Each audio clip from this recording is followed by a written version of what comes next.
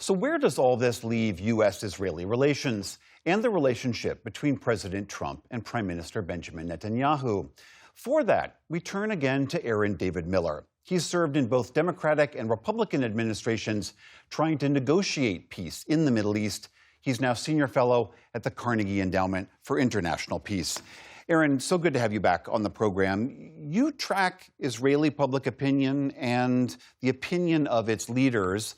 Give us a sense of how they are seeing the announcement of this fledgling deal. I mean, I think there's grave concern, understandably, because on the issue of Iran's nuclear program, the U.S. is Mars and the Israelis are Venus. It does pose an existential threat.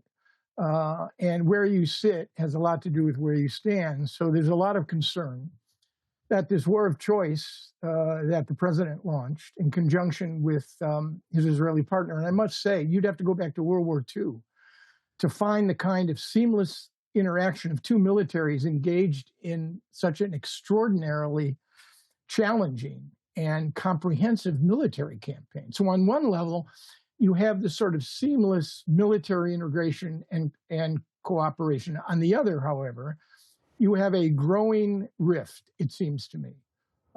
If a U.S. ally is defined as someone who has a high coincidence of interests, shared common values, and a strong base of domestic support, in all three of these foundations, there's more stress than at any time I've seen. And you have a president, Donald Trump, who has said things about an Israeli prime minister and has allowed his private conversations, some profanity-laced, but in the main mocking the prime minister's judgment, basically to go public. This is unprecedented. So Trump has enormous leverage because of the elections. Trump cannot elect Benjamin Netanyahu, but unless he campaigns actively for him, Netanyahu's vulnerabilities, and there are some, are going to expand exponentially. And Lebanon may well be part of the problem right now. And from the Israeli perspective, the details that are trickling out about this deal feel like what? A capitulation, giving away the farm too early? It's not just from an Israeli point of view. This was a war of choice.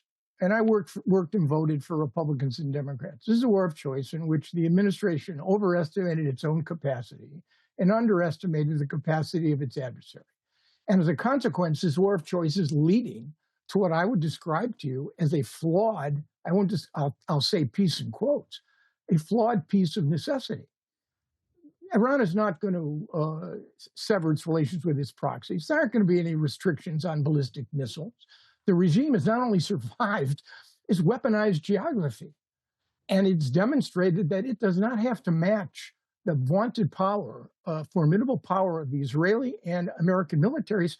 It can expand horizontally. And it's done that by attacking key Gulf states. And again, by demanding, the straits will be open, no doubt.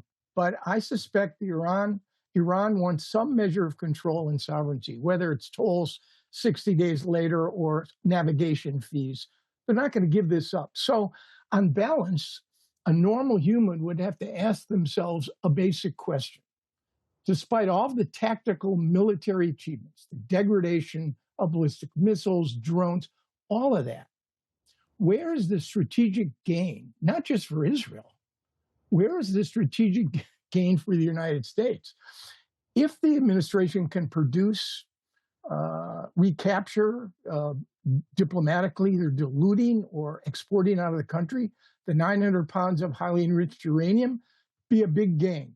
If they could get the Iranians to agree to a moratorium on enrichment for a long period of time, the Iranians say 20, or Trump said 20 years, the Iranians, I think, say 10, it'd be a notable achievement. But the Iranians have negotiated for decades. They play this game a lot better than we do. So on balance, I think it's not just a strategic defeat for Israel. Frankly, I'm much more concerned that it's a strategic defeat for us. Aaron David Miller of the Carnegie Endowment, always appreciate your insights. Thank you. Thanks so much for having me.